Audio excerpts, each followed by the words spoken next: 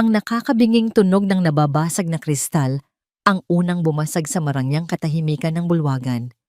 Kasunod nito ay ang sabay-sabay na pagtigil ng mahinang tugtugin, ang kolektibong paghinga ng mga eleganteng bisita, at ang pagtapon ng isang madilim na likido sa isang perpektong puting suit. Para kay Celestina Reyes, o Ara, ang mantsa ng mamahaling red wine sa suot ng lalaking nasa harap niya ay parang dugo. Isang simbolo ng biglaan at tiyak na kamatayan ng kanyang trabaho. Nabitawan niya ang silver tray na hawak niya. Bumagsak ito sa marmol na sahig na may kasamang ingay na umalingaw-ngaw sa buong grand ballroom ng Del Fuego Tower. Naramdaman ni Ara na huminto ang pag-ikot ng kanyang mundo. Ang lahat ng mga mata na kanina lang ay abala sa pagkislap ng mga alahas at pag-uusap tungkol sa milyon-milyong pisong kontrata ay nakatuon na ngayon sa kanya. Sa kanya, ang hamak na waiter na gumawa ng pinakamalaking pagkakamali ng kanyang buhay. Patay! Bulong niya sa sarili. Ang kanyang puso ay dumadagundong sa kanyang dibdib na parang gustong kumawala. Ito na ang katapusan ko. Nanginginig ang kanyang mga kamay. Naramdaman niya ang pangingilid ng luha sa kanyang mga mata, isang luha ng takot at hiya. Hindi niya magawang itaas ang kanyang paningin. Nakatitig lang siya sa mantsa, sa pulang simbolo ng kanyang kapahamakan. Miss, isang boses ang bumasag sa kanyang pagkatulala. Malalim, kalmado, walang bakas ng galit. Dahan-dahan, pinilit ni Ara na iangat ang kanyang ulo at doon nakita niya ang may-ari ng boses, ang may-ari ng nasirang suit, ang may-ari ng buong gusaling ito. Si Alessandro Del Fuego, ang CEO, ang bilyonaryo, ang lalaking laman ng bawat business magazine at pangarap ng maraming kababaihan. Ngunit sa sandaling iyon, para kay Ara, siya ang personifikasyon ng kanyang katapusan. Hindi siya nakatingin sa mantsa. Nakatingin ito ng diretso sa kanyang mga mata. May kung anong kuryente ang dumaloy sa buong katawan ni Ara. Hindi ito takot. Ito ay iba. Okay ka lang, miss? Ulit ni Alessandro, bahagyang nakakunot ang noo. Tumangulang si Ara, hindi makapagsalita. Ang dila niya ay parang nakabuhol. Sorry po, sir. Hindi ko po sinasadya. Sa wakas ay naibulong niya, nanginginig ang boses. Babayaran ko na lang po. Kahit hulugan. Isang bahagyang ngiti ang sumilay sa labi ni Alessandro. Isang nangiti na hindi umabot sa kanyang seryosong mga mata. Huwag mo nang isipin to. It's just a suit. Iwinagayway nito ang kamay sa mga security na papalapit. Pagkatapos ay muli siya nang hinarap nito. Sumunod ka sa akin. Hindi yon isang utos na may galit. Ito ay isang paanyaya na hindi niya matanggihan. Tulad ng isang inosenteng hayop na sumusunod sa isang leon, naglakad si Ara sa likuran ni Alessandro Del Fuego, palayo sa mga mapanuring tingin ng mga tao, palabas sa isang pribadong balkonahe na may tanawin ng kumikinang na syudad ng Makati. Ang malamig na hangin ng gabi ang sumalubong sa kanila. Sandaling katahimikan ang namagitan. Si Ara, nakayuko pa rin, pinipiga ang laylayan ng kanyang uniforme. Ano ang pangalan mo? Tanong ni Alessandro, nakasandal sa barandilya. Celestina po. Ara na lang po. Mahina niyang sagot. Ara. Inulit nito ang pangalan niya na parang tinitikman. Huwag ka nang matakot, Ara. Hindi ako nangangainan ng tao. Napilitang ngumiti si Ara kahit papaano ay gumaan ang kanyang pakiramdam. Sorry po talaga, Sir Alex. Alex na lang, sabi nito. Masyadong formal ang gabi para sa sir. Tumingin ito sa kanya at sa ilalim ng liwanag ng buwan, nakita ni Ara ang isang bagay sa mga mata nito na hindi niya nakikita sa mga litrato sa magazine. Kalungkutan. Isang malalim na kalungkutan na nakatago sa likod ng kapangyarihan at yaman. Ano ang pangarap mo sa buhay, Ara? Bigla nitong tanong. Natigilan si Ara. Walang sino man, lalo na ang isang taong tulad ni Alex, ang nagtanong sa kanya niyan. Pangarap po? Nag-isip siya. Makatapos lang po ng araw na may sapat na pangkain para sa pamilya ko. Sapat na po iyon. Isang mahabang katahimikan ang sumunod. Tumingin si Alex sa malayo, sa mga ilaw ng syudad. Minsan, ang mga simpleng bagay ang pinakamahirap makamit. Hindi na alam ni Ara kung ano ang sasabihin. May kung anong koneksyon ang nabuo sa pagitan nilang dalawa sa maikling sandaling iyon. Isang pag-unawa na hindi nangangailangan ng maraming salita. Isang pagtatagpo ng dalawang mundong magkaiba, ngunit parehong may daladalang kalungkutan. Ang sumunod na mga oras ay malabo sa kanyang alaala. Isang sayaw na hindi niya inaasahan. Mga kamay ni Alex sa kanyang baywang. Mga tawanan na puno ng alak at panandali ang paglimot sa kung sino sila. Ang gabi ay isang mahabang panaginip. Isang gabing pinagsaluhan nila ang kalungkutan. Isang paghahanap ng init sa gitna ng lamig ng kani-kanilang mundo. At sa isang marangyang silid sa pinakatuktok ng gusali, sa gitna ng mga kumot na seda at tanawin ng buong syudad, dalawang kaluluwa ang nagtagpo sa isang paraan na hindi nila parehong pinlano. Isang pagkakamali. Isang magandang pagkakamali. Ngunit ang umaga ay laging dumarating upang gisingin ang lahat mula sa panaginip. Nagising si Ara sa sinag ng araw na tumatama sa kanyang mukha. Napakalamig ng kanyang katabi. Nang imulat niya ang kanyang mga mata, nakita niya ang katotohanan. Wala na si Alex.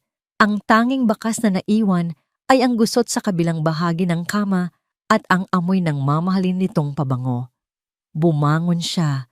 Naramdaman ang bigat ng hiya at pagsisisi. Nakita niya ang kanyang uniforme na maayos na nakatupi sa isang silya. At sa ibabaw nito, may isang sobre. Nanginginig ang mga kamay na binuksan niya ito. Sa loob, may isang makapal na bungkos ng libu-libong piso at isang maliit na papel na may sulat kamay. Salamat sa gabi. Sana sapat na ito. Walang pangalan, walang emosyon. Parang isang resibo. Para siyang sinampal ng katotohanan. Para sa kanya, ang gabing iyon ay isang koneksyon. Para dito, isa lang itong transaksyon. Naramdaman ni Ara ang unti-unting pag-init ng kanyang mga mata. Isang butil ng luha ang pumatak sa perang nasa kamay niya. Hindi niya kinuha ang pera. Mabilis siyang nagbihis, hindi na lumingon pa sa marangyang silid na naging saksi sa kanyang kahangalan. Lumabas siya ng hotel, dumaan sa mga staff na hindi man lang siya tinitingnan at humakbang palabas sa ilalim ng sikat ng araw. Bawat hakbang palayo ay isang pako sa kanyang puso. Ibinabaon ang alaala ng gabing iyon sa pinakamalalim na bahagi ng kanyang pagkatao. Lumipas ang maraming taon. Ang marangyang hotel ay napalitan ng isang maalikabok na bangketa sa Quezon City. Ang malamig na aircon ay napalitan ng nakakapasong init ng araw. At ang uniforme ng isang waiter ay napalitan ng isang lumang bestida. Sa ilalim ng isang malaking payong, abala si Ara sa pagbebenta ng palamig at merienda. Pawis na pawis, pero may ngiti sa kanyang labi habang pinagmamasdan ang 5 dahilan ng kanyang pagtitiyos. Ang 5 niyang anghel, ang 5 niyang bituin, 5 malulusog at makukulit na batang lalaki na naghahabulan sa kalapit na parke. Sina Andres, Angelo, Antonio, Alonzo at Adrian. Ang kanyang 5 bunga ng isang gabing pagkakamali. Ang kanyang 5 kayamanan. Mga anak, dahan-dahan lang. Sigaw niya, may halong pag-aalala at pagmamahal, bigla. Isang makintab at itim na luxury car ang huminto sa tapat mismo ng kanyang maliit na pwesto. Napatingin ang lahat. Hindi pangkaraniwan ang ganoong sasakyan sa lugar na yon. Hindi ito pinansin ni Ara. Pero dahan-dahan, bumaba ang tinted na bintana sa backseat. At mula sa loob, isang pamilyar na mukha ang tumambad sa kanya. Isang mukha na mas naging matipuno at seryoso sa paglipas ng panahon, pero pareho pa ring mga mata ang taglay, mga matang puno ng kapangyarihan at ng kalungkutan. Si Alessandro Del Fuego. Nakatitig ito sa kanya. Pero ang mga mata nito ay hindi lang sa kanya nakatuon. Ang mga mata nito ay tila sinusuri ang 5 niyang anak na ngayon ay huminto sa paglalaro at nakatingin din sa sasakyan. 5, 4, 3, 2, 1. Pinagmasdan ni Alex ang bawat mukha. Ang mga mukha na eksaktong replika ng mukha niya noong siya ay bata pa. Nabitawan ni Ara ang sandok na hawak niya. Nanigas siya sa kanyang kinatatayuan. Ang puso niya na matagal nang natutong maging manhid ay muling dumagundong ng mas malakas pa kaysa dati.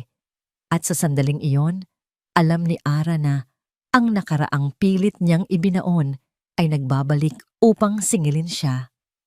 Para kay Alessandro Del Fuego, ang oras ay huminto. Ang ugong ng makina ng kanyang sasakyan ay nawala. Ang ingay ng lansangan ng Quezon City ay naging isang malayong bulong. Ang buong mundo sa labas ng kanyang bintana ay lumabo.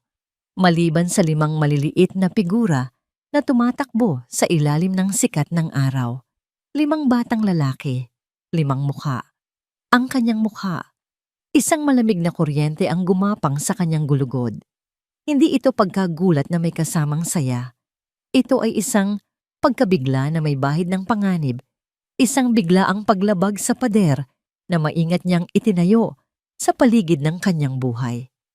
Nakita niya sa panganay ang kanyang sariling noo noong bata pa siya, ang paraan ng pagkunot nito kapag seryoso. Nakita niya sa isa pa ang kanyang mga mata, seryoso at tila malalim mag-isip. At sa pinakamaliit, nakita niya ang kanyang ngiti, isang nangiti na matagal na niyang hindi nakikita sa salamin. Imposible. Pero naroon sa harap niya, isang buhay na ebidensya na hindi maikakaila. At pagkatapos, ang mga mata niya ay lumipat sa babaeng nagtitinda ng palamig.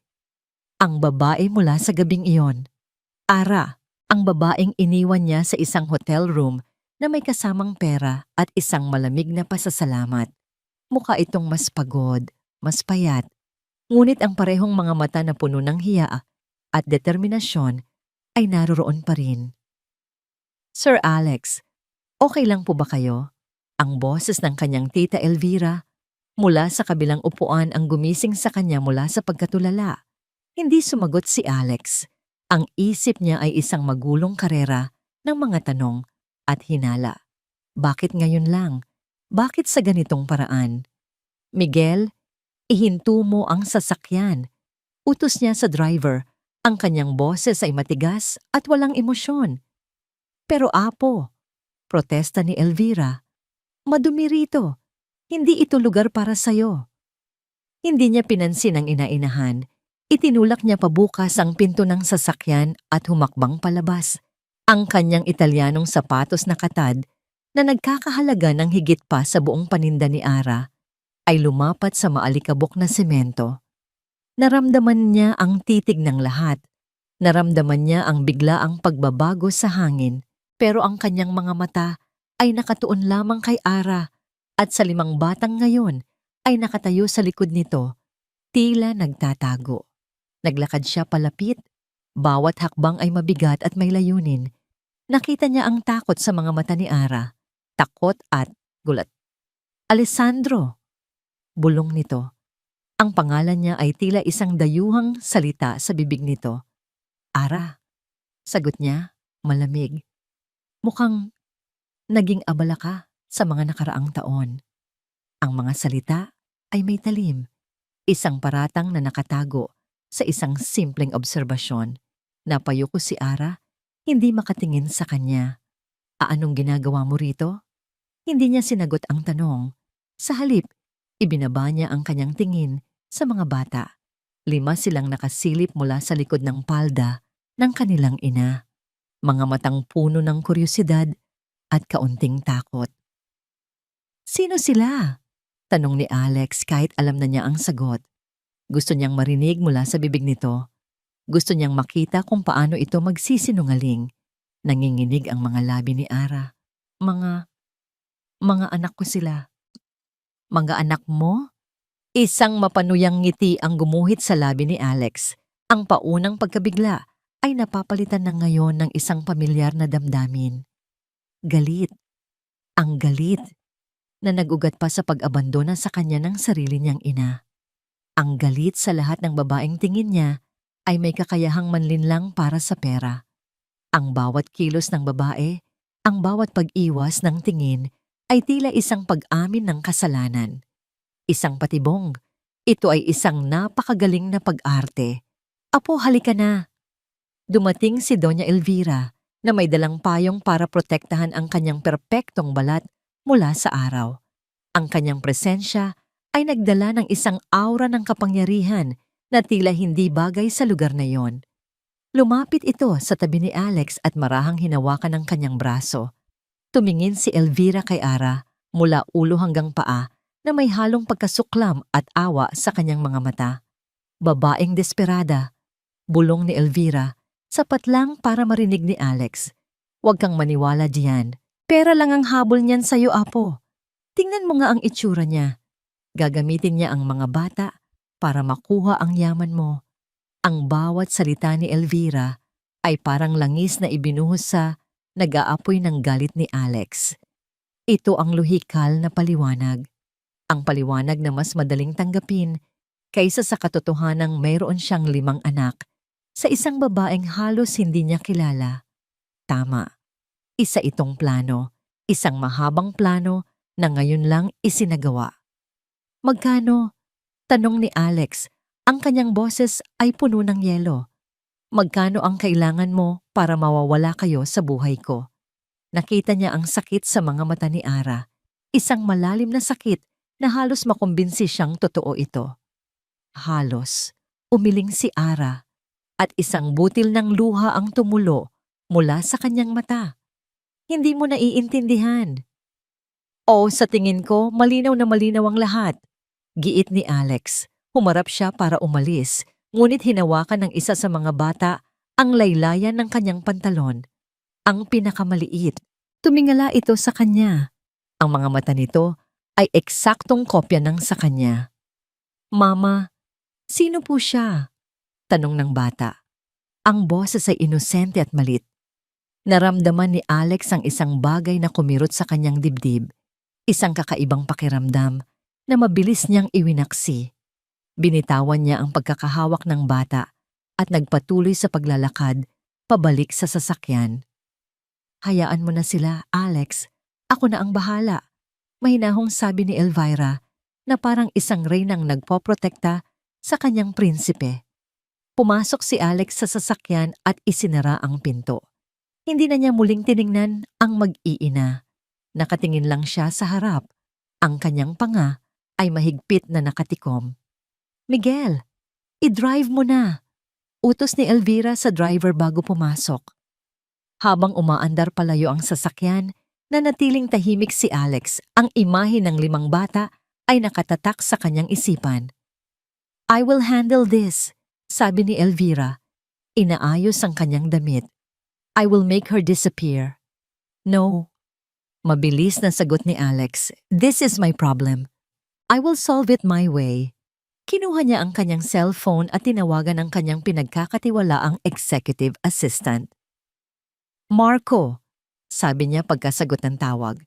May ipapahanap ako sa'yo. Isang babae. Celestina Reyes. Gusto kong malaman ang lahat tungkol sa kanya. Bawat detalye, bawat galaw niya sa nakalipas na mga taon. Understood? Yes, sir. Sagot sa kabilang linya. And one more thing. Dagdag ni Alex. Arrange for a DNA test. Ibinaba niya ang tawag at sumandal sa upuan. Ipinikit ang kanyang mga mata. Ngunit kahit sa dilim, ang mga mukha ng 5 bata ang nakikita niya. Hindi nagtagal, tumunog muli ang kanyang cellphone. Si Marco. That was fast, sabi ni Alex. Sir, nagsimula si Marco. May pag-aalinlangan sa kanyang boses. I don't think a DNA test is needed. The resemblance is 100%. The hospital records confirm it. Quintuplets, born almost 9 months to the day after that corporate anniversary event years ago. Naramdaman ni Alex na humigpit ang kanyang dibdib. Totoo nga. But sir, pagpapatuloy ni Marco at ang kanyang boses ay bumaba. We found some disturbing information about Miss Reyes's background. Ang gabi ay hindi nagdala ng kapayapaan kay Ara. Matapos ang pag-alis ni Alessandro Del Fuego, ang maliit na mundo ni Ara ay tila gumuho. Ang mga kapitbahay na dati palangiti ay ngayoy puno ng bulungan. Ang mga tingin nila ay may halong pagtataka at panghuhusga. Sino yung gwapong yon? Bakit kamukha niya yung mga anak mo, Ara? Nako, baka nabingwit na ni Ara ang mayamang ama. Hindi niya sila pinansin. Pinatulog niya ang kanyang 5 anak. Isa-isang hinalikan sa noo habang sila'y mahimbing. Tinitigan niya ang kanilang mga payapang mukha. Ang kanyang puso ay puno ng pagmamahal. At ngayon, isang bagong uri ng takot. Isang takot na mas malalim kaysa sa gutom o kahirapan. Ang takot na baka kunin sila mula sa kanya. Naupo siya sa isang sulok ng kanilang maliit na silid. Yakap-yakap ang kanyang mga tuhod. Sa dilim, bumalik ang mga alaala ng kanyang ina. Mga alaalang matagal na niyang sinubukang kalimutan. Naalala niya ang kanyang ina, si Elena, na bumalik isang gabi mula sa trabaho nito sa Hacienda del Fuego. Umiiyak. May mga pasa sa braso. Ang mga gamit nito ay nasa isang lumang maleta. Inay, anong nangyari? Tanong ng batang si Ara noon. Pinalayas ako, anak, sagot ng kanyang ina. Pilit nang ngumingiti sa kabila ng mga luha. Huwag kang mag-alala, magiging maayos din tayo. Hindi na muling nagsalita ang kanyang ina tungkol sa hasyenda. Ngunit bago ito namatay dahil sa sakit ilang taon na ang nakalipas, may isang huling habilin ito sa kanya. Ara anak, bulong ni Elena, ang hininga nito'y mahina. Makinig ka. Huwag kang lalapit sa mga Del Fuego at higit sa lahat, huwag kang magtitiwala sa asawa ni Don Ricardo. Huwag kang magtitiwala kay Elvira. Hindi niya naintindihan noon, ngunit ngayon, habang inaalala niya ang mapanuring tingin ng babaeng kasama ni Alex kanina, nagsimulang magkaroon ng kahulugan ang lahat. Ang babaeng iyon? Si Elvira Del Fuego. Ang tunog ng isang marangyang sasakyan na humihinto sa labas ng kanilang eskinita ang pumutol sa kanyang pag-iisip. Sumilip si Ara sa siwang ng bintana. Ang puso niya ay nagsimulang kumabog ng mabilis. Hindi ito ang sasakyan ni Alex. Ito ay isang puting van na may kasamang 2 lalaking nakaitim na suit. Bumukas ang pinto ng van at isang babae ang bumaba. Nakasuot ito ng eleganteng puting bestida na tila nagniningning sa dilim ng kanilang lugar. Kahit sa kalayuan, nakilala niya ito. Si Doña Elvira, naglakad ito papunta sa kanilang pinto na parang isang reyna na bumibisita sa teritoryo ng mga pulubi. Maingat ang bawat hakbang, tila nandidiri sa lupang tinatapakan. Kumatok ito ng 3 beses, malakas, may awtoridad. Nanginginig na binuksan ni Ara ang pinto. Magandang gabi, Celestina. Bati ni Elvira. Ang kanyang ngiti ay hindi umabot sa kanyang mga mata. Maari ba akong pumasok? Hindi na ito naghintay ng sagot. Itinulak nito ng bahagya ang pinto at pumasok sa loob. Agad na napangiwi si Elvira nang makita ang kaliitan at kasimplehan ng kanilang tirahan. Ang tingin nito ay dumapo sa 5 bata na natutulog sa isang malaking banig sa sahig. Kamukhang-kamukha nga sila ni Alessandro, sabi nito. Ang boses ay walang kabuhay-buhay. Anak nga sila ng ama nila. Humarap ito kay Ara. Alam mo, naaalala kita. Hindi ikaw, ang ina mo. Si Elena, matapat siyang katulong noon, masyadong matapat. May lason sa huling mga salita. Nanigas si Ara. Kilala niyo po ang nanay ko? Oo naman, sagot ni Elvira habang sinusuri ang isang lumang litrato sa ibabaw ng maliit na mesa. Marami siyang alam, masyadong maraming alam. Iyan ang nagiging problema ng mga taong hindi marunong manatili sa kanilang lugar. Inilapag ni Elvira ang kanyang mamahaling handbag sa mesa. Kumuha ito ng isang sobre mula sa loob at inilagay sa harap ni Ara.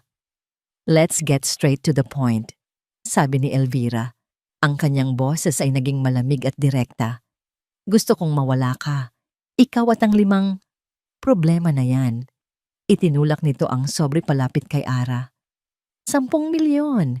Sapat na yan para makapagsimula kayo ng bagong buhay sa probinsya, sa isang lugar na hindi na namin kayo kailanman makikita.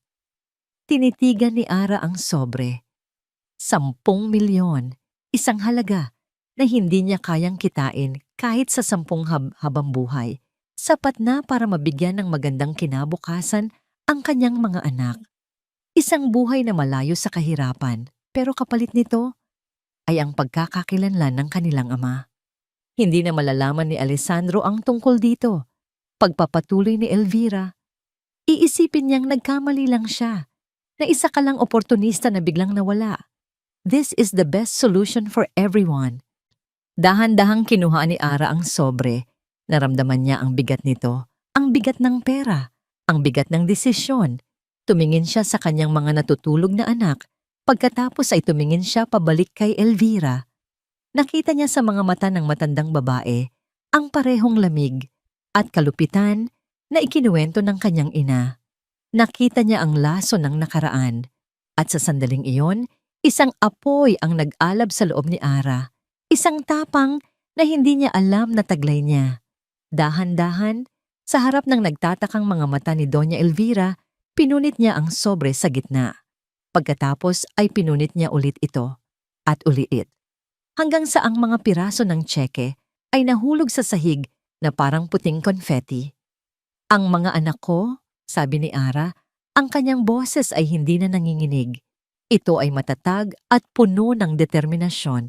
Hindi sila problema at hinding-hindi sila mabibili ng pera. Ang mukha ni Elvira ay nag-iba. Ang peking na pamangiti ay nawala. Napalitan ng isang maskara ng purong galit. "Tangga ka," mahinang sabi ni Elvira. "Hindi mo alam kung sino ang kinakalaban mo." "Ang alam ko lang po," sagot ni Ara, "ay poprotektahan ko ang mga anak ko kahit anong mangyari." Isang tawang malamig at nakakakilabot ang kumawala mula sa bibig ni Elvira. "You made the biggest mistake of your life, Celestina Reyes." Tumalikod ito at naglakad palabas ng pinto. Bago ito tuluyang umalis, huminto ito at lumingon. "Sinubukan kong gawin ito sa madaling paraan," sabi nito. "Ang bawat salita ay isang banta. Ngayon, gagawin natin ito sa paraan ng mga Del Fuego." Naiwang mag-isa si Ara sa gitna ng mga punit-punit na piraso ng tseke. Ang kanyang puso ay kumakabog, hindi na sa takot, kundi sa tapang. Ngunit sa ilalim ng tapang na iyon, may isang maliit na tinig na nagtatanong kung tama ba ang kanyang ginawa. Kinabukasan, nakuha niya ang sagot. Isang opisyal na lalaki ang kumatok sa kanyang pinto. May dalang isang makapal na sobre. Hindi ito naglalaman ng pera. Naglalaman ito ng isang court summons, isang formal na dokumento, isang petisyon na inihain ni Alessandro Del Fuego para sa solong kustodiya ng 5 anak nila. Nakatayo si Alessandro Del Fuego sa harap ng floor-to-ceiling window ng kanyang opisina. Mula sa ika-5 palapag, ang mga sasakyan sa ibaba ay parang mga langgam. Ang mga tao ay tuldok na lamang. Dito sa tuktok, siya ang may kontrol. Siya ang hari ng kanyang imperyo. Ngunit sa mga nagdaang araw ang pakiramdam ng kontrol ay unti-unting nawawala. Ang disturbing information na sinabi ni Marco ay bumalik sa kanyang isipan. Mga ulat ng utang, mga record na nagpapakitang palipat-lipat ng tirahan si Ara. Isang larawan ng isang babaeng nabubuhay sa bingit ng kahirapan. Para sa isang ordinaryong tao, ito ay kwento ng pakikibaka. Para kay Alex, na ang isip ay hinulma ng pagtataksil, ito ay pattern ng kawalang kasiyahan at desperasyon. Ang pag-akyat ni Doña Elvira sa kanyang opisina ang pumutol sa kanyang malalim na pag-iisip. May dala itong isang mamahaling leather folder. Ang mukha ay nagpapakita ng pinaghalong pag-aalala at pagmamahal ng isang ina. Isang pag-arteng na perpekto niya sa loob ng maraming taon. Apo ni mahinahon niyang sabi, inilapag ang folder sa malaking mesa ni Alex. Alam kong naguguluhan ka, kaya't minabuti kong tumulong. Umupo si Alex sa kanyang swivel chair. Ang muka ay nanatiling walang ekspresyon. Ano yan? Ebidensya. Simpleng sagot ni Elvira. Mga bagay na kailangan mong malaman tungkol sa babaeng iyan. Binuksan ni Alex ang folder. Ang unang pahina ay naglalaman ng mga litrato. Mga litratong kuha mula sa malayo, malabo. Ngunit malinaw ang mensahe. Si Ara, nakikipag-usap sa iba't ibang lalaki. Isang matandang lalaki na may hawak na sobre. Isang binatang nakasakay sa motor. Isang lalaking mukhang lasing sa isang eskinita. Ang matanda, yan ang may-ari ng inuupahan niya. Laging atrasado sa bayad, kaya't laging nakikiusap. Paliwanag ni Elvira, ang bawat salita ay maingat na pinili. Ang binata, ayon sa investigador ko, isa sa mga manliligaw niya. At ang huli, yan ang madalas niyang kasama sa gabi kapag tulog na ang mga bata. Naramdaman ni Alex ang pag-init ng kanyang ulo. Ang mga imahe ay nagpaalala sa kanya ng kanyang ina. Ang mga lihim na tawag sa telepono, ang mga biglaang pag-alis, ang mga kasinungalingan. Hindi lang yan, dagdag ni Elvira. Binuklat niya ang susunod na pahina. Mga peking bank statement, mga resibong gawa-gawa. Nagpapakita ito ng mga gastusin sa mga bagay na hindi naman kailangan, habang ang mga pangunahing pangangailangan tulad ng upa ay hindi nababayaran. Isang larawan ng isang irresponsableng ina. Pare-pareho lang sila, bulong ni Alex sa sarili. Ang kanyang mga kamao ay nakakuyom sa ilalim ng mesa. Mga mukhang pera. Hindi kita masisisi kung bakit ka nagalit, apo. Malamig na sabi ni Elvira, hinahaplos ang kanyang balikat. Nakita mo ang sarili mo sa mga bata. Pero kailangan mong protektahan ang sarili mo. At ang pangalan ng mga Del Fuego, ginagawa ko ito para sa iyo, para sa pamilya natin. Ang mga salita ni Elvira ay ang huling patak na nagpatigas sa puso ni Alex. Ang anumang bahagyang pagdududa, ang anumang hibla ng awa na naramdaman niya para kay Ara ay naglaho. Napalitan ito ng isang malamig at matigas na resolusyon. Ang araw ng unang pagdinig sa korte ay dumating. Ang silid ay malamig at tahimik. Si Ara ay nakaupo sa isang tabi kasama ang kanyang libreng abogado mula sa Public Attorney's Office, isang batang babae na mukhang kinakabahan din. Si Alex naman ay nasa kabilang panig kasama ang isang pangkat ng pinakamagagaling at pinakamahal na abogado sa bansa. Sa likod niya, nakaupo si Doña Elvira, ang larawan ng isang suportadong ina. Nang magsimula ang paglilitis, naramdaman ni Ara na parang siya ay nasa isang masamang panaginip. Ang abogado ni Alex, isang matalas at walang awang lalaki, ay nagsimulang maglatag ng kanilang mga ebidensya.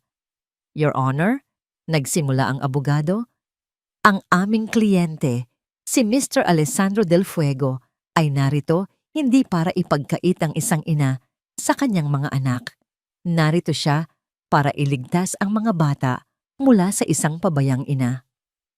Isa-isang ipinakita ang mga litrato, pinalaki sa isang malaking screen para makita ng lahat.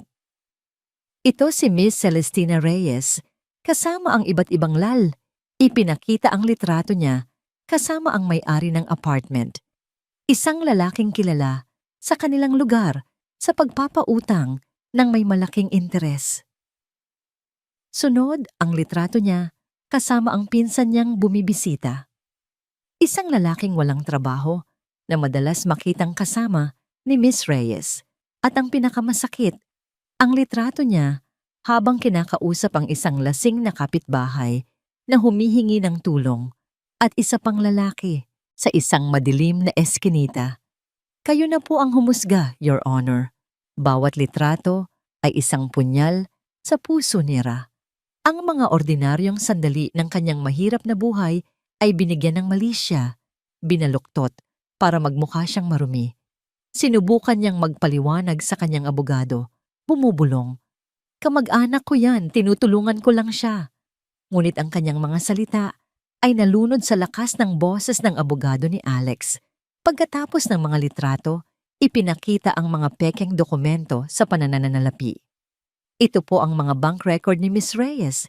Nagpapakita na sa kabila ng pagtanggap ng tulong pinansyal mula sa iba't ibang tao, ang pera ay hindi napupunta sa kapakanan ng mga bata. Sa halip, sa mga luho, sa sugal. Hindi totoo yan. Hindi na napigilan ni Ara ang sarili. Tumayo siya. Ang kanyang boses ay nanginginig sa galit at kawalan ng pag-asa. Kasinungalingan ang lahat ng yan. Silence! Sigaw ng hukom. Ang kanyang martilyo ay pumukpok ng malakas. Napaupo si Ara. Ang mga luha ay bumabagsak na sa kanyang mga pisngi. Hinanap niya ang mga mata ni Alex. Nagbabaka sakali siyang makita. Kahit isang bahid ng pagdududa. Ngunit ang nakita niya ay isang pader ng yelo. Isang tingin na puno ng pagkasuklam at pagkumpirma. Para kay Alex, ang bawat ebidensya ay isa lamang piraso na bumubuo sa larawang matagal nang nasa isip niya. Ang larawan ng isang babaeng manloloko katulad ng kanyang ina. Tumingin siya kay Alex, ang kanyang mga mata ay nagmamakaawa. Ngunit si Alex, na puno ng galit at sakit mula sa sarili niyang nakaraan, ay nag-iwas ng tingin. Hindi niya kayang salubungin ang mga mata nito. Dahil sa isang sulok ng kanyang puso, natatakot siyang baka may makita siyang katotohanan doon. Isang katotohanang gugulo sa mundong pinaniniwalaan niya. Mas madaling maniwala sa kasinungalingan. Your Honor, ang aming kliyente ay may kakayahang magbigay ng isang matatag, ligtas, at marangyang kinabukasan para sa 5 bata. Pagpapatuloy ng abogado ni Alex. Isang kinabukasan na malayo sa kapabayaan at masamang impluwensya na kasalukuyang kinakaharap nila. Ang bawat salita ay isang dagok na unti-unting pumatay sa pag-asa ni Ara. Paano siya lalaban? Paano lalabanan ng isang hamak na tindera nang palamig ang isang bilyonaryo? Paano lalabanan ng katotohanan ang isang kasinungalingang binuo ng pera at kapangyarihan? And to further prove our point, sabi ng abogado, ang kanyang boses ay tila isang anunsyo ng isang malaking pasabog. The prosecution calls a surprise witness to the stand. Napatingin ang lahat sa pinto ng courtroom. Pumasok ang isang lalaki. Payat. Mukhang kinakabahan. Ito ang binatang nakasakay sa motor sa isa sa mga litrato. Ang pinsan niyang si Ricky. Ricky? Bulong ni Ara. Hindi makapaniwala. Umupo si Ricky sa witness stand. Umiiwas ng tingin kay Ara. Mr. Ricky Santos, tanong ng abogado ni Alex. Kilala mo ba si Miss Celestina Reyes? O opo. Sagot ni Ricky. Ang boses ay halos hindi marinig. Pinsan ko po siya. At ano ang relasyon ninyo? Bukod sa pagiging magpinsan. Nag-atubili si Ricky. Tumingin siya saglit kay Ara. Ang kanyang mga mata ay puno ng pagsisisi. Pagkatapos ay tumingin siya sa direksyon ni Doña Elvira. Isang bahagyang tango mula sa matandang babae ang nagbigay sa kanya ng lakas. Huminga siya ng malalim. May relasyon po kami. Isang kolektibong gasp ang narinig sa loob ng silid. Para kay Ara, ang salitang yon ay hindi lang isang kasinungalingan. Ito ay isang pagtataksil na mas masakit pa sa lahat ng ebidensyang ipinakita. Ang kanyang sariling kadugo, ang pinsan na tinulungan niya ng maraming beses, ay ngayon ang siyang nagbabaon ng huling pako sa kanyang ataol. Naramdaman ni Ara na nanlabo ang kanyang paningin. Ang mga tunog sa paligid ay humina. Ang tanging malinaw na lang ay ang mukha ni Alessandro Del Fuego. Ang kanyang pagkasuklam ay napalitan na ng isang tiyak na paghatol. Sa sandaling iyon, alam ni Ara na natalo na siya sa laban. Ang hukuman ng batas ay naging hukuman ng kasinungalingan. May relasyon po kami. Ang mga salitang yon ni Ricky ay hindi pumasok sa tainga ni Ara. Tila mga lason na direktang tumusok sa kanyang puso. Pinaparalisa ang bawat himaymay ng kanyang pagkatao. Naramdaman niya ang pag-ugong sa kanyang paligid. Ang mga bulungan ng mga tao ay parang tunog ng mga bubuyog. Ang mukha ng hukom ay lumabo. Ang tanging malinaw sa kanya ay ang mukha ng kanyang pinsan. Isang mukha ng pagkakasala at pag-iwas. Hindi. Ang isang salita ay kumawala sa kanyang mga labi. Isang mahinang bulong na puno ng pagkabigla. Hindi totoo yan. Ricky, anong pinagsasabi mo? Pamilya tayo. Sumabog ang kanyang boses sa huling dalawang salita. Sinubukan niyang tumayo. Sinubukang tumakbo palapit dito para yugyugin at gisingin sa masamang panaginip na ito. Ngunit ang kanyang abogado ay marahang humawak sa kanyang braso. Pinipigilan siya. Miss Reyes, please. Ngunit huli na ang lahat. Ang pinsala ay nagawa na. Ang huling pako sa kanyang ataul ay naibaon na. Nakita niya ang abogado ni Alex na nagbigay ng isang bahagyang ngiti ng tagumpay. Nakita niya si Doña Elvira sa likuran. Ang mukha ay kalmado, ngunit ang mga mata ay nagdiriwang. At nakita niya si Alex. Sa huling pagkakataon, umasa siyang makakita ng kahit anong emosyon. Galit, pagkalito, kahit awa. Ngunit wala. Malamig lang. At pagkatapos, dahan-dahan, tumalikod ito. Ang pagtalikod na yon ang sumira sa kanya. Hindi ito pag-iwas ng tingin. Ito ay isang paghatol, isang pagsasara ng pinto. Ang pagtalikod sa anumang maliit na posibilidad na mayroon sila. Sa sandaling iyon, hindi lang ang kanyang mga anak ang nawala sa kanya, kundi pati na rin ang huling hibla ng paniniwalang may kabutihan pa sa mundo. Order in the court! Ang malakas na pukpok ng martilyo ang gumising sa kanya. Ang boses ng hukom ay umaling-awngaw, formal at walang pakiramdam. Naglalahad ng mga legal na termino na hindi na maintindihan ni Ara. Ang naririnig lang niya ay mga salitang paulit-ulit na tumatatak sa kanyang isipan. Kapabayaan, imoralidad, hindi karapat-dapat, at ang huling hatol. Dahil dito, ipinagkakaloob ng hukumang ito ang buo at solong kustodya ng 5 menor de edad na sina Andres, Angelo, Antonio, Alonso at Adrian Reyes sa kanilang ama, si Mr. Alessandro Del Fuego. Bam! Ang huling tunog ng martilyo ay parang isang putok ng baril sa kanyang dibdib. Natapos na. Tapos na ang laban. Hindi! Hindi maari! Sigaw ni Ara. Sa wakas ay nakawala sa pagkakahawak ng kanyang abogado. Tumakbo siya papunta sa gitna. Ang kanyang mga kamay ay nakaunat na parang nagmamakaawa sa hukom, sa langit, sa kahit sinong makikinig. Your Honor, nagmamakaawa po ako. Huwag niyo pong gawin to. Mga anak ko po sila. Ngunit walang nakinig. Tapos na ang sesyon. Ang mga abogado ni Alex ay nagkakamayan na. Si Alex ay papalabas na ng silid. Ang kanyang likod ay matigas at diretso. 2 babaeng social worker ang lumapit kay Ara. Ang kanilang mga mukha ay puno ng profesional na awa. Ma'am, kailangan na po naming isama ang mga bata. Sa labas ng courtroom, sa isang maliit na waiting area, naghihintay ang 5 niyang anak kasama ang isang court aide. Nang makita nila si Ara, tumakbo sila palapit sa kanya. Inay. Yinakap sila ni Ara ng mahigpit na parang ito na ang huling pagkakataon at ito na nga. Mga anak ko, hagulgol niya, hinahalikan ang bawat isa sa kanila. Mahal na mahal kayo ni Inay, tandaan niyo yan palagi. Inay, saan po tayo pupunta? Tanong ni Andres ang panganay na nakakaramdam na may mali. Ang mga social worker ay marahang lumapit. Mga bata, sasama muna kayo sa amin, okay?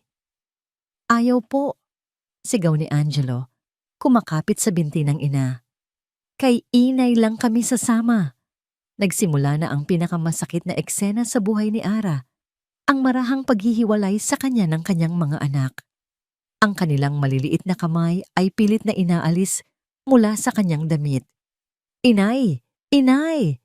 Huwag niyo po kaming iwan!" Ang sigaw nilang iyon ay isang kutsilyong humihiwa sa kanyang kaluluwa. Ang kanilang mga umiiyak na mukha, ang huling imaheng nakita niya habang hinihila sila palayo. "Mga anak," sigaw niya pabalik. Sinusubukang habulin sila, ngunit pinigilan siya ng mga gwardiya. "Mga anak ko yan, akin sila. Huwag niyo silang kunin." Ngunit unti-unti, nawala sila sa dulo ng pasilyo. Ang kanilang mga iyak ay humina hanggang sa katahimikan na lang ang natira. At sa katahimikang iyon, si Era ay napaluhod sa malamig na sahig ng pasilyo. Wala ng lakas, wala ng luha. Tanging isang malalim at nakakabinging kahungkagan. Hindi niya alam kung paano siya nakauwi. Ang kanyang mga paa ay parang may sariling isip. Tinahak ang daan, pabalik sa isang bahay na hindi na matatawag na tahanan. Pagbukas niya ng pinto, ang katahimikan ang sumalubong sa kanya. Ang nakakabinging katahimikan kung saan dati ay puno ng tawanan, sigawan, at ingay ng 5 makukulit na lalaki. Ang amoy nila ay naroon pa. Ang mga laruan nila ay nakakalat pa sa sahig. Ang mga maliliit nilang tsinelas ay nasa tabi pa ng pinto. Ang lahat ay naroon, maliban sa kanila. Dahan-dahan siyang naglakad papasok. Ang kanyang mga mata ay walang buhay. Ang kanyang mga kamay ay nanginginig. Dumapo ang kanyang tingin sa isang maliit at lumang laruang kotse sa sahig. Ang paborito ni Adrian, ang kanyang bunso. Dinampot niya ito. Malamig. Walang buhay. At doon, sa gitna ng katahimikan ng kanyang nawasak na mundo, ang huling hibla ng kanyang pagtitimpi ay bumigay. Napahiga siya sa sahig, yakap-yakap ang maliit na laruan. At isang sigaw ang kumawala mula sa kaibuturan ng kanyang kaluluwa. Hindi isang yak, isang sigaw. Isang sigaw ng isang inang inagawan ng kanyang mga anak. Isang sigaw ng sakit na walang katapusan, walang lunas, at walang pag-asa. Ang Del Fuego Mansion ay hindi na isang bahay. Ito ay naging isang marangyang palaruan. Sa utos ni Alessandro Del Fuego, ang isa sa mga malalaking bulwagan ay ginawang indoor playground. Puno ito ng pinakamahal at pinakabagong mga laruan. May video game consoles na may malaking screen, may race car tracks, may mga robot na nagsasalita. Lahat ng bagay na kayang bilhin ng pera para pasayahin ang 5 bata ay naroon. Ngunit ang bulwagan ay laging tahimik. Napanalunan ni Alex ang kustodya. Nakuha niya ang gusto niya. Pinatunayan niya sa kanyang sarili na siya pa rin ang may kontrol. Ngunit habang tinitingnan niya ang 5 batang lalaki na nakaupo sa gitna ng kayamanan, hindi tagumpay ang nararamdaman niya, kundi isang malaking, nakakabinging pagkatalo. Isang gabi, pumasok siya sa silid ng mga bata. Nakita niya ang isa sa kanila, si Angelo, na umiiyak ng tahimik sa kanyang kama. Lumapit si Alex at umupo sa tabi nito. "Bakit ka umiiyak?" tanong niya. Ang kanyang boses ay mas malambing kaysa sa karaniwan. Hindi sumagot ang bata. Lalo lang itong humagulgol. "May gusto ka bang laruan? Sabihin mo lang bibilhin ko," sabi ni Alex. Sinusubukang gamitin ang tanging solusyon na alam niya, pera. Umiling si Angelo. Ang mukha ay nakasubsob sa unan. "Gusto ko si Inay." Bulong nito. "Miss ko na si Inay." Ang 3 salitang yon ay parang isang sampal kay Alex. Sinubukan niyang yakapin ang bata, ngunit nanigas ito. Hindi ito sanay sa kanyang haplos. Ang hinahanap nitong yakap ay yakap ng isang ina. Bigo, lumabas si Alex ng silid. Sa mga sumunod na araw, sinubukan niyang maging ama. Kinansela niya ang ilang mga meeting para lang makasama sila. Ngunit may isang pader sa pagitan nila. Isang pader na hindi niya kayang sirain. Nagsimula niyang mapansin ang maliliit na bagay. Mga bagay na hindi maipaliwanag ng genetics. Isang hapon, nakita niya ang panganay, si Andres, na inaayos ang mga libro sa kanyang library. Hindi lang basta inaayos. Pinaghihiwalay nito ang mga hardcover at paperback pagkatapos ay inayos ayon sa kulay ng pabalat. Eksakto sa paraan na ginagawa niya. Saan mo natutunan yan? Tanong ni Alex. Nagkibit balikat lang si Andres. Kay inay po. Sabi niya, mas maganda raw tingnan kapag maayos ang lahat. Isa pang pagkakataon, habang pinapatulog niya ang isa sa kambal, si Antonio, napansin niyang binibilot nito ang dulo ng kumot bago ipikit ang mga mata. Isang ugali na ginagawa rin niya mula pa pagkabata. Isang lihim na ugali na walang sino mang nakakaalam. Bakit mo ginagawa yan? Tanong niya. Turo po ni Ainay. Sagot ni Antonio. Halos tulog na. Para daw po hindi makapasok ang masasamang panaginip. Ang mga paliwanag ay laging bumabalik sa iisang tao.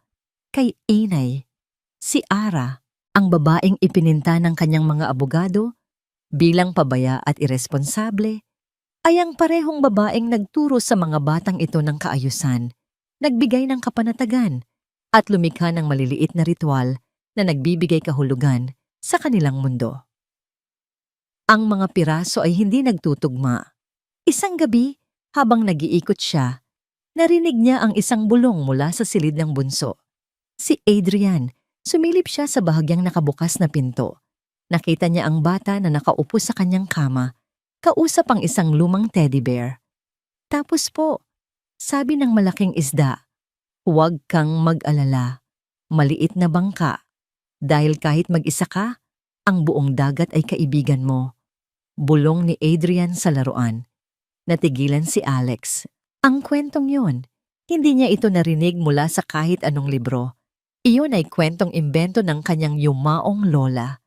Isang kwentong ikinukwento nito sa kanya tuwing gabi, noong bata pa siya, noong mga panahong simple pa ang lahat, bago siya iniwan ng kanyang ina.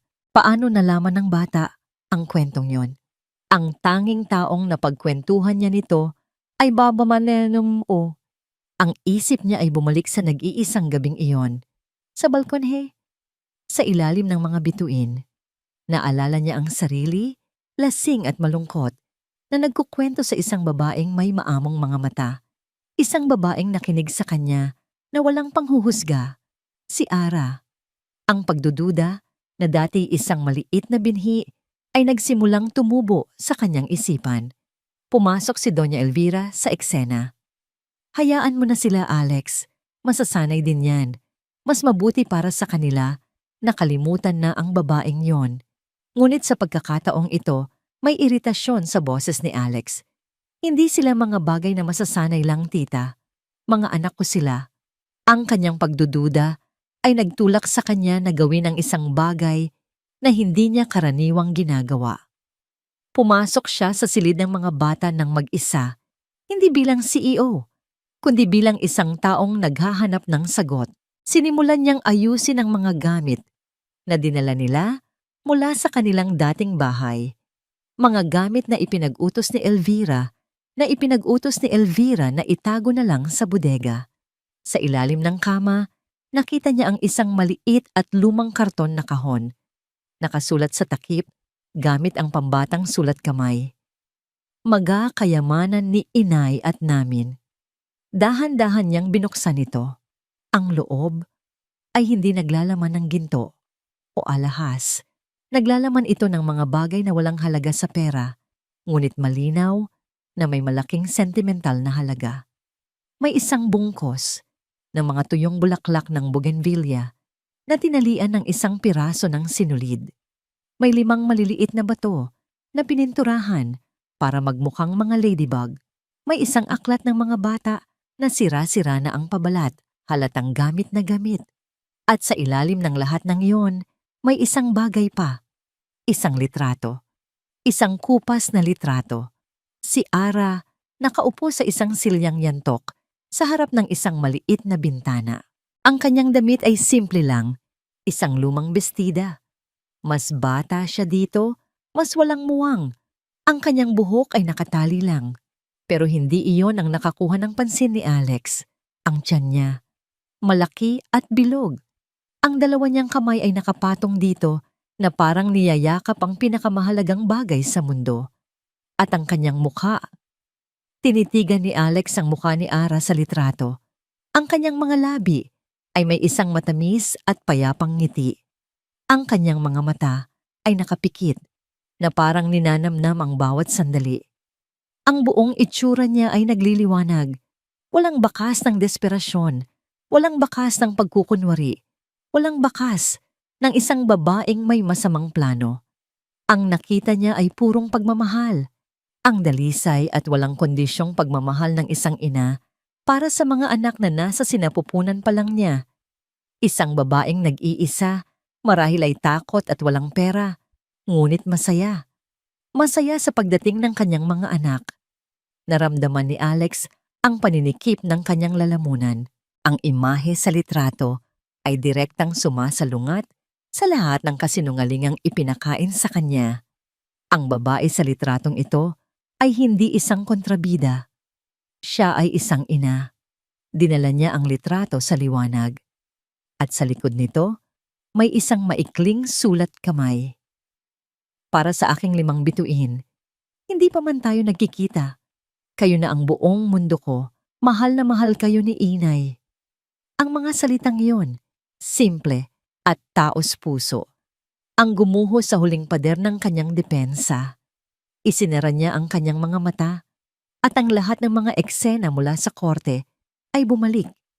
Ang mga pekeng litrato, ang mga pekeng dokumento, ang taksil na pinsan, at si Ara, umiiyak at nagmamakaawa. Sa unang pagkakataon, hindi niya nakita si Ara bilang isang kaaway. Nakita niya ito bilang isang biktima. At kung biktima si Ara, sino ang tunay na kontrabida? Ang kanyang tingin ay napunta sa pinto, na parang nakikita niya ang anino ni Doña Elvira sa labas. Ang babaeng nagbigay sa kanya ng lahat ng ebidensya.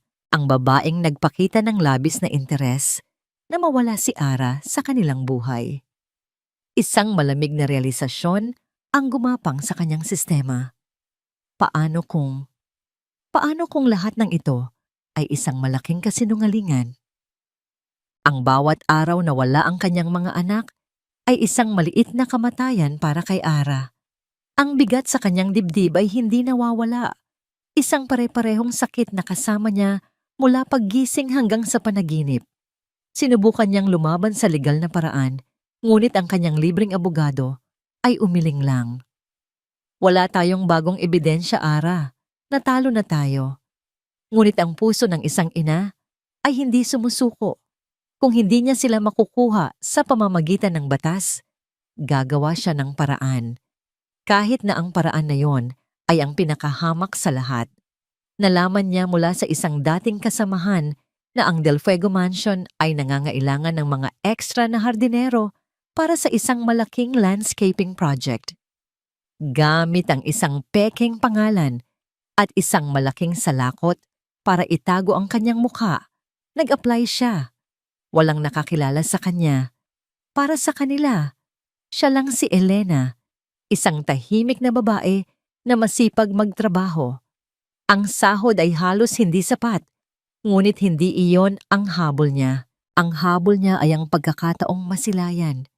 Kahit mula sa malayo ang kanyang 5 bituin. Mula sa hardin, sa likod ng mga halaman ng rosas, nakikita niya sila. Nakikita niya silang naglalaro sa isang balkonahe sa 2 palapag. Mukha silang malungkot, payat. Ang kanilang mga tawa na dati umaalingaw-ngaw sa kanilang maliit na bahay ay wala na. Bawat araw, pinapanood niya sila. Tinitiis ang sakit ng pagiging isang estranghero sa sarili niyang mga anak. Ang puso niya ay nadudurog sa bawat pagkakataon na nakikita niyang may isang yaya na sinusubuan sila o isang gwardiya na tinutulungan silang itali ang sintas ng sapatos, mga bagay na siya lang dapat ang gumagawa. Isang hapon, habang nag-aalis siya ng mga damo, napansin niya ang isang bagay na kakaiba. Isang lalaking hindi niya kilala, ang palihim na umaakyat sa pader sa likurang bahagi ng mansyon, malapit sa mga tangke ng gas ng kusina. Ngunit bago pa niya ito mapag-isipan, Tinawag siya ng head gardener para sa ibang gawain. Makalipas ang ilang sandali, habang abala siya sa pagdidilig, isang amoy ang pumukaw sa kanyang pansin. Amoy ng nasusunog na plastik. Tumingala siya. Mula sa bintana ng silid kung saan niya madalas nakikita ang mga bata, may lumalabas na manipis na itim na usok. Sa simula, inakala niyang imahinasyon lang niya. Ngunit ang usok ay kumapal ng kumapal, naging itim. At kasunod nito, ang isang tunog na nagpatindig ng lahat ng balahibo sa kanyang katawan. Ang nakakabinging tunog ng smoke alarm. Nabitawan ni Ara ang hawak niyang hose. Ang mga ibang hardinero at staff ay nagsimulang magpanik. May mga sumisigaw, may mga tumatakbo palayo. Ngunit si Ara ay hindi gumalaw. Ang kanyang mga mata ay nakapako sa bintanang iyon. Ang bintana ng silid ng kanyang mga anak. Ang mga bata. Isang sigaw ang kumawala sa kanyang lalamunan. Nasa loob ang mga anak ko. Nakita niya ang apoy. Sa simula ay maliit lang na kulay kahel. Ngunit sa loob lang ng ilang segundo, lumaki ito. Naging isang halimaw na nilalamon ang mga kurtina. Nababasag ang salamin ng bintana dahil sa init. Ang takot ay parang yelong gumapang sa kanyang ugat. Ngunit isang damdamin ang mas malakas pa kaysa sa takot. Ang instinto ng isang ina. Huwag kang pumasok. Delikado. Sigaw ng head gardener habang tumatakbo si Ara papunta sa pinto ng mansyon. Hindi niya ito pinansin. Ang tanging naririnig niya ay ang pagtibok ng kanyang puso at ang mga sigaw ng kanyang mga anak sa kanyang isipan. Sinubukan siyang harangin ng 2 security guard sa main door. "Ma'am, bawal po. Hintayin natin ang mga bumbero." "Wala tayong panahon." Sigaw ni Ara. Ang kanyang boses ay basag sa desperasyon. Nasa loob ang mga anak ko. Ginamit niya ang lahat ng kanyang lakas. Itinulak niya ang mga gwardiya, sinipa, sinaktan. Sila ay nagulat sa biglaang bagsik ng isang babaeng mukhang mahina. Nakawala siya sa kanila. Pumasok siya sa loob. Ang marangyang foyer ay napupuno na ng makapal na usok. Mahirap huminga. Ang init ay nakakapaso. Andres, Angelo, Antonio, Alonzo, Adrian. Ang kanyang mga sigaw ay halos hindi marinig sa gitna ng ugong ng apoy at pagbagsak ng mga debris mula sa kisame. Sinundan niya ang pinanggagalingan ng pinakamatinding usok, pataas. Sa ikalawang palapag, bawat hakbang sa engrandeng hagdanan ay isang pakikipaglaban. Ang usok ay humahapdi sa kanyang mga mata. Ang init ay parang pumapaso sa kanyang balat. Hinubad niya ang kanyang damit pang itaas, itinakip sa kanyang ilong at bibig, at nagpatuloy sa pag-akyat. Sa dulo ng pasilyo, naroon ang silid. Ang pinto ay nakasara, ngunit ang ilalim nito ay nagliliwanag sa kulay kahel. Mainit ang doorknob. Alam niyang sa kabila nito ay isang impyerno. Ngunit sa loob din ng impyernong iyon, ang kanyang 5 anghel. Walang pag-aalinlangan. Ginamit niya ang kanyang balikat para sipain ang pinto. 1, 2. Sa pangatlong sipa, bumigay ito. Isang pader ng itim na usok at nagngangalit na apoy ang sumalubong sa kanya. Ang init ay sapat na para masunog ang kanyang buhok. "Maga-anak!" Sigaw niya. Ang kanyang boses ay halos paos na. Sa isang sulok ng silid, sa likod ng isang nabuwal na aparador, narinig niya ang isang ubo.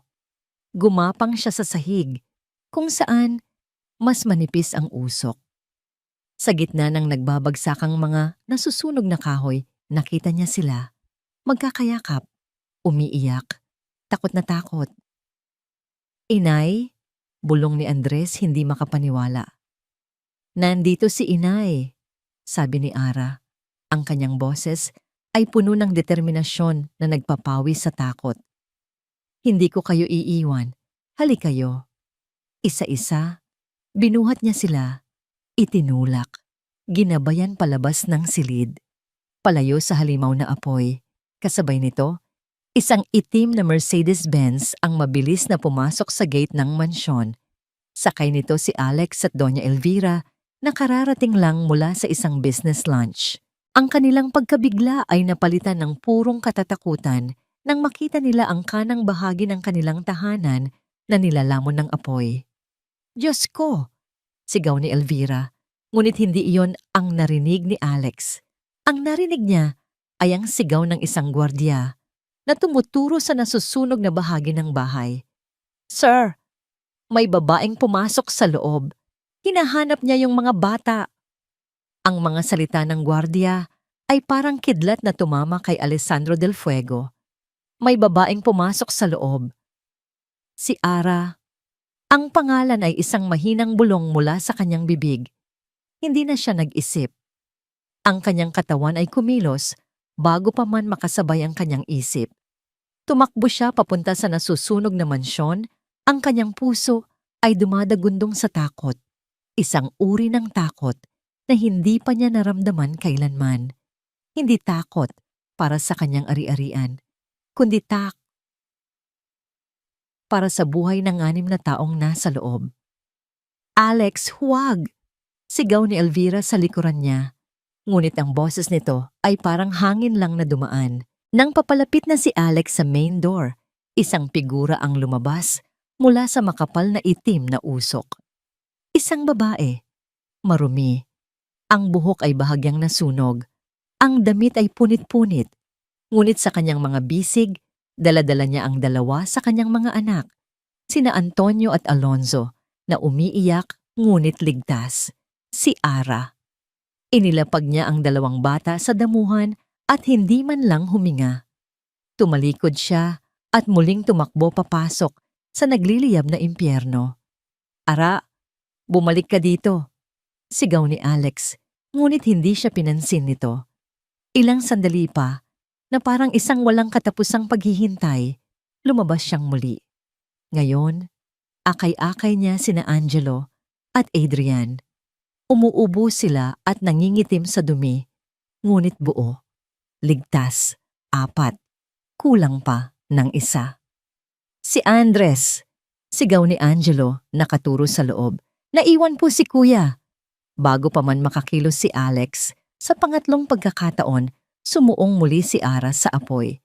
Sa pagkakataong ito, mas malakas na ang sunog. Ang isang bahagi ng bubong ay nagsimula ng bumagsak. Hindi! Sigaw ni Alex. Susugod na sana siya papasok, ngunit pinigilan siya ng mga security guard na kararating lang. Sir, delikado na po masyado. Paparating na ang mga bumbero. Bitiwan niyo ako, mga anak ko ang nasa loob. Pagpupumiglas ni Alex, ngunit mas marami sila at mas malakas. Wala siyang magawa kundi panoorin ang apoy, ang kanyang kaluluwa ay pinipiga. Pinipiga sa bawat segundong lumilipas. Si Elvira ay nakatayo sa di kalayuan. Ang kanyang mukha ay maputla, hindi dahil sa pag-aalala, kundi dahil sa purong takot. Ang kanyang simpleng plano na takutin si Ara ay naging isang di makontrol na halimaw. At pagkatapos, mula sa usok, lumabas sila. Si Ara, halos gumagapang na sa pagod. Hinihila ang kanyang panganay na si Andres, na tila nawalan ng malay. Ang isang nasusunog na biga ay bumagsak mula sa itaas, ilang pulgada lang mula sa kanila. Sa huling pagsabog ng lakas, itinulak ni Ara si Andres papalayo sa panganib. Bumagsak ang bata sa damuhan, ligtas. Ngunit si Ara, nahagip siya ng ilang nagbabagang piraso ng kahoy. Sumigaw siya sa sakit. Ang apoy ay dumila sa kanyang damit sa may tiyan. Sinunog ito. Sa pagbagsak niya sa lupa, sa gitna ng usok at abo, isang bagay ang nahayag. Isang bagay na nagpahinto sa paghinga ni Alex. Ang kanyang damit ay nasunog at punit. At sa ilalim nito, sa kanyang balat, ay isang peklat. Hindi ito isang maliit na peklat. Ito ay isang mahaba, makapal, at pangit na marka na tumatawid sa kanyang buong tiyan. Isang brutal na hiwa na hindi ginawa ng isang maingat na scalpel ng isang mamahaling siruhano. Ito ay isang peklat ng karahasan, ng desperasyon, ang peklat ng isang taong dumaan sa bingit ng kamatayan. Nang makita iyon, ang lahat ng kasinungalingan sa isip ni Alex ay gumuho na parang kastilyong buhangin. Ang babaeng immoral, ang babaeng pabaya, ang babaeng mukhang pera, ang babaeng yon ay hindi iiral sa harap ng katotohanan ito. Ang peklat na ito ay hindi peklat ng kasalanan. Ito ay peklat ng sakripisyo. Nakatakas si Alex mula sa pagkakahawak ng mga gwardiya. Tumakbo siya palapit kay Ara, na ngayon ay nakahandusay na sa lupa. Hirap na huminga. Lumuhod siya sa tabi nito. Ara. Ang mga mata ni Ara ay dahan-dahang bumukas. Ang una niyang hinanap ay hindi ang kanyang sarili, kundi ang mga anak niya. Andres, ligtas pa sila? Oo, sagot ni Alex. Ang kanyang boses ay nanginginig. Ligtas silang lahat dahil sa'yo. Dahan-dahan, itinaas ni Alex ang kanyang kamay. Nanginginig, hinawakan niya ang gilid ng peklat. Mainit pa rin ang balat nito mula sa apoy. Sa paghawak niyang yon, isang koneksyon ang nabuo. Isang pag-unawa na mas malalim pa sa mga salita. Naramdaman niya ang sakit nito. Naramdaman niya ang sakripisyo nito. Ara, anong nangyari dito? Tanong niya. Ang kanyang boses ay halos isang pakiusap. Isang mahinang ngiti ang sumilay sa maruming mukha ni Ara. Limang anghel ang dumaan diyan, bulong niya, bago tuluyang ipikit ang kanyang mga mata at mawalan ng malay. Dumating ang mga bumbero, dumating ang mga ambulansya. Ngunit para kay Alex, ang mundo ay huminto sa sandaling iyon. Binuhat niya si Ara, magaan, masyadong magaan. Dinala niya ito palayo sa apoy, palayo sa kaguluhan. Tulungan niyo siya! Sigaw niya sa mga paramedic. Habang isinasakay si Ara sa ambulansya, isang doktor ang lumapit kay Alex. Sir, kamag-anak po ba kayo? Ako. Ako ang ama ng mga anak niya. Sagot ni Alex. Ang mga salita ay tila bago sa kanyang bibig. Tiningnan ng doktor ang peklat ni Ara bago nila ito takpan. Grabe ang peklat na yan. Hindi yan ordinaryong C-section. Mukhang uterine rupture. Bihira lang ang nakakaligtas dyan, lalo na sa kaso ng multiple births. It's a miracle she and the 5 children survived. This woman went through hell, sir. Ang mga salita ng doktor ay ang huling kumpirmasyon. Hell, dinaanan ni Ara ang impyerno para isilang ang kanilang mga anak. At ngayon, muli siyang dumaan sa impyerno para iligtas sila. At siya, ano ang ginawa niya? Hinusgahan niya ito. Inalipusta. Inagaw ang tanging yaman niya. Isang matinding sakit at pagsisisi ang bumalot sa puso ni Alex, mas mainit at mas mapanira kaysa sa apoy na tumutupok sa kanyang mansyon.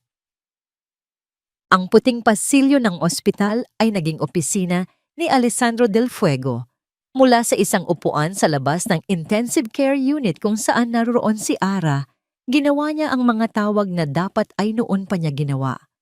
Ang mga salita ng doktor, "This woman went through hell," ay paulit-ulit na umalingaw-ngaw sa kanyang isipan. Isang martilyong pumupukpok sa kanyang konsensya. Marco? Sabi ni Alex sa kanyang telepono. Ang kanyang boses ay malamig at mapanganib. Gusto kong imbestigahan mo ulit ang lahat. This time, walang impormasyon na dadaan kay Doña Elvira. Direktang mag-report ka sa akin. Bawat detalye. Bayaran mo kung sino ang kailangang bayaran. Walang limitasyon sa budget. Gusto kong malaman ang bawat kasinungalingan. Hindi na niya kailangang maghintay ng matagal. Sa kapangyarihan ng pera at impluensya ng mga Del Fuego, ang katotohanan ay mabilis na lumabas. Unang tawag. Mula sa isang pribadong imbestigador. Sir, aaminin ko po, pineke namin ang mga litrato. Ang mga lalaki ay mga kamag-anak at kapitbahay lang. Binayaran kami para palabasin na may mali siya. Pangalawang tawag, mula sa isang contact sa bangko. Mr. Del Fuego, ang mga bank statement na ipinakita sa korte ay gawa-gawa lang. Ang totoong account ni Miss Reyes ay halos walang laman. Ang tanging malaking deposito ay mula sa isang tseke na tinanggihan niyang i-cash. Pangatlong tawag, ang pinakamasakit. Si Ricky Santos, ang pinsan ni Ara na natunton sa isang bus terminal, papatakas na sana. "Sir, patawad po." Hagulgol nito sa telepono. "Binigyan po ako ng malaking pera ni Doña Elvira. Pinangakuan niya ako ng trabaho sa abroad. Sinabi niya sa akin kung ano ang sasabihin ko sa korte. Patawarin niyo po ako." Bawat tawag ay isang sampal. Bawat pag-amin ay isang patalim sa kanyang puso. Ang huling tawag ay mula sa kanyang head of security. "Sir, nakuha na namin ang lalaking nag-umpisa ng sunog. Umamin na siya. Inutusan siya ni Doña Elvira." Pagkatapos ng huling tawag, ibinaba ni Alex ang telepono. Isang nakakabinging katahimikan ang bumalot sa kanya. Hindi galit ang nararamdaman niya. Ito ay isang bagay na mas malalim. Isang nagyeyelong kalmadong nagbabadya ng isang malaking bagyo. Ang babaeng nagpalaki sa kanya. Ang babaeng tinuring niyang ina. Ang babaeng pinagkatiwalaan niya ng buo. Siya ang may akda ng lahat ng kanyang sakit. Tumayo siya at naglakad papunta sa pribadong silid kung saan pansamantalang nagpapahinga si Doña Elvira. Ang mga bata, matapos masuri, ay ligtas at natutulog na sa kabilang silid sa pangangalaga ng mga nurse. Pagbukas niya ng pinto, nakita niya si Elvira na nakaupo sa gilid ng kama, ang muka ay balisa. "Alex, apo, kumusta na ang babaeng iyon?" tanong nito. Sinusubukang magpakita ng pag-aalala. "Sana ayos lang siya. At ang mga bata?" Hindi sumagot si Alex. Dahan-dahan niyang isinara ang pinto. Ang pag-click ng lock ay umaling-awngaw sa silid. "Alex?" tanong ni Elvira, nakakaramdam na ng kaba. Inilabas ni Alex ang kanyang cellphone at pinindot ang speaker. Ipinatugtog niya ang recording ng pag-amin ni Ricky. "Binigyan po ako ng malaking pera ni Doña Elvira." Ang mukha ni Elvira ay biglang namutla. Ang maskara ng pag-aalala ay nabakbak. Inilalabas ang purong takot sa ilalim. "Alex, hindi totoo yan. Kasinungalingan yan." Pinatay ni Alex ang recording. Inilapag niya ang isang folder sa kama. Sa loob, ang mga affidavit ng investigador, ang totoong bank statement, at ang report tungkol sa sunog. "Lahat," sabi ni Alex. Ang kanyang boses ay mahina, ngunit puno ng bigat. "Lahat ay kasinungalingan." Humarap siya kay Elvira. Ang kanyang mga mata ay hindi na nagpapakita ng galit ng isang nasaktang anak. Nagpapakita ito ng paghatol ng isang estranghero. "Bakit?" tanong niya. "Isang tanong lang, tita. Bakit?" Sa wakas, bumigay si Elvira. Ang kanyang pagkukunwari ay gumuho.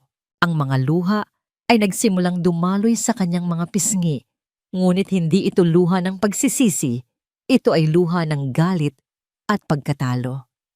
"Dahil sa'yo," sigaw niya. "Ginawa ko ang lahat para sa'yo.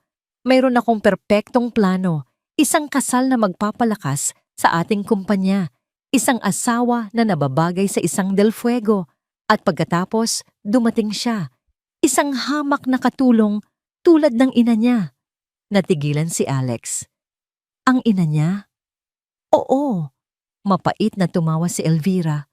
"Ang ina niyang si Elena, ang paboritong katulong ng ama mo. Akala mo ba hindi ko alam? Nakita ko kung paano siya tingnan ng ama mo.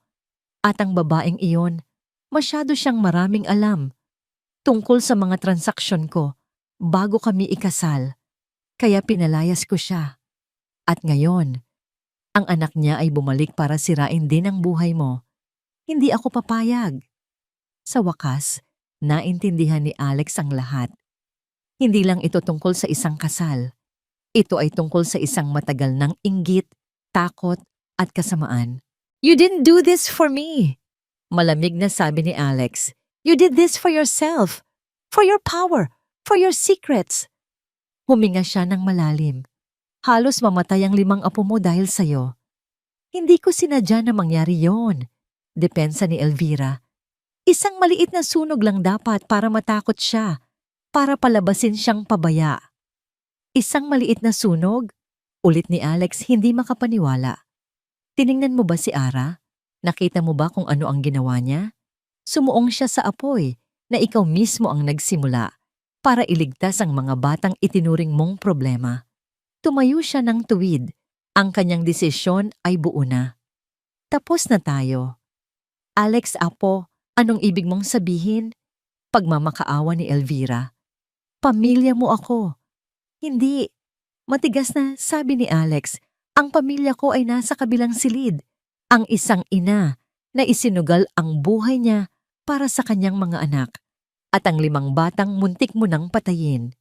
Naglakad siya papunta sa pinto at kinuha ang telepono ng silid. Security? Sabi niya, umakyat kayo dito. Palabasin niyo ang babaeng ito sa ospital. I-escort niyo siya palabas ng mansyon. Kunin niyo ang lahat ng credit cards at susi niya. Siguraduhin niyong wala siyang madadalang kahit ano. She is no longer a Del Fuego. Alex, hindi mo magagawa sa akin to. Ako ang nagpalaki sa'yo. Sigaw ni Elvira. Sinusubukang lumapit sa kanya, ngunit umatras si Alex. Ang nagpalaki sa akin ay ang alaala ng isang inang nag-abandona sa akin. Sagot ni Alex. Ang kanyang mga salita ay puno ng isang mapait na katotohanan. At ikaw, tinuruan mo lang akong huwag magtiwala. At sa bagay na yan, nagpapasalamat ako. Binuksan niya ang pinto. Ang mga gwardiya ay naghihintay na sa labas. Hinawakan nila si Elvira sa magkabilang braso. Hindi! Bitiwan niyo ako. Alex, apo, pakiusap. Hindi lumingon si Alex habang hinihila palayo ang babaeng tinawag niyang ina. Isinara niya ang pinto at sumandal dito. Ang bigat ng kanyang desisyon ay bumagsak sa kanyang mga balikat. Ngunit sa ilalim ng bigat na yon, may isang bahagyang kagaanan. Tapos na ang mga kasinungalingan. Naglakad siya pabalik sa labas ng ICU. Huminto siya sa harap ng salamin. Pinagmamasdan si Ara na natutulog, na may mga benda sa katawan at mga tubo na nakakabit. Payapa. Maganda. Ang kanyang bayani. Hinawakan niya ang malamig na salamin. Patawarin mo ako, Ara. Bulong niya. Patawarin mo ako. Ang unang namulat kay Ara ay hindi ang kanyang mga mata, kundi ang kanyang pandinig. Isang mahinang tunog. Ang pamilyar na tunog ng paghinga ng kanyang 5 anak. Dahan-dahan niyang iminulat ang kanyang mga mata. Malabo sa simula. Pagkatapos ay unti-unting luminaw. Puti. Puti ang lahat. Ang kisame, ang mga dingding, ang kumot, amoy gamot. Nasa ospital siya. Naramdaman niya ang sakit sa kanyang katawan, ang hapdi ng mga paso. Ngunit ang lahat ng yon ay nawala nang ilibot niya ang kanyang paningin sa isang mahabang sofa sa tabi ng kanyang kama. Natutulog ng mahimbing ang kanyang 5 anghel. Magkakayakap, ligtas, mga anak. Bulong niya, ang kanyang lalamunan ay tuyo. Isang anino ang gumalaw mula sa sulok ng silid. Isang figura na nakaupo sa dilim na tila nagbabantay sa kanila buong gabi. Tumayo ito at lumapit sa liwanag. Si Alessandro. Mukha itong pagod. Mayroon itong mga itim na bilog sa ilalim ng mga mata. Ang mamahalin nitong suit ay gusot. Ngunit sa kanyang mga mata, wala na ang yelo, wala na ang galit. Ang naroon ay isang bagay na hindi pa nakikita ni Ara dati. Isang malalim, masakit na pagsisisi. Gising ka na, sabi nito. Ang boses ay mahina. Ang unang pumasok sa isip ni Ara ay hindi ang sunog, kundi ang korte. Ang takot. Ang mga bata, wag mo silang kunin ulit. Pakiusap. Umiling si Alex at nakita ni Ara ang pangingilid ng luha sa mga mata nito. Hindi na, Ara. Hinding-hindi na. Lumapit ito sa kama. Kumuha ng isang baso ng tubig na may straw at marahang inalalayan ang kanyang ulo para makainom siya. Ang kilos na yon, na puno ng pag-iingat, ay mas nakakagulat pa kaysa sa lahat ng nangyari. Ligtas sila, sabi ni Alex, na upo sa upuan sa tabi ng kama. Ligtas silang lahat dahil sa'yo. Ikaw ang nagligtas sa kanila. Pagkatapos ay nagsimula siyang magkwento. Sinabi niya ang lahat. Ang tungkol sa mga kasinungalingan ni Elvira. Ang tungkol sa mga pekeng ebidensya. Ang pagtataksil ng kanyang pinsan. Ang totoong kwento sa likod ng galit ni Elvira sa kanyang ina. At kung paano niya pinalaya si Elvira sa kanilang buhay. Habang nagsasalita siya, wala siyang tinago. Inamin niya ang kanyang pagkabulag, ang kanyang kayabangan, ang kanyang mga pagkakamali.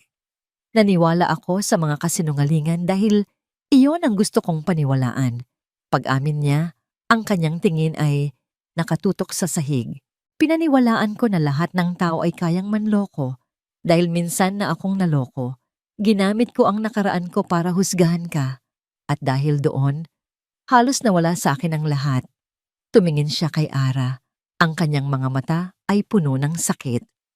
Walang salita ang sapat para sabihin kung gaano ako nagsisisi, Ara. Patawarin mo ako. Nakinig lang si Ara. Walang galit sa kanyang puso. Tanging isang malaking pagod at isang bahagyang kagaanan. Ang katotohanan. Sa wakas. Ang mahalaga, mahinang sagot ni Ara, ay ligtas ang mga bata. Ang simpleng sagot na yon na puno pa rin ng pag-aalala para sa kanilang mga anak at hindi sa sarili. Ang tuluyang bumasag sa puso ni Alex. Ang mga sumunod na araw ay simula ng isang mabagal na paghilom. Si Alex ay hindi umalis sa tabi ni Ara. Siya ang nag-asikaso sa lahat. Siya ang kumakausap sa mga doktor. Siya ang nagbabantay sa mga bata. Sa unang pagkakataon, nakita siya ng mga bata hindi bilang isang estrangherong kinatatakutan, kundi bilang isang ama. Siya mismo ang nagpapakain kay Ara. Sinusubuan ito ng lugaw na may pag-iingat, isang kilos na hindi niya kailanman naisip na gagawin sa buong buhay niya. Hinuhugasan niya ang mukha nito gamit ang isang malambot na tuwalya.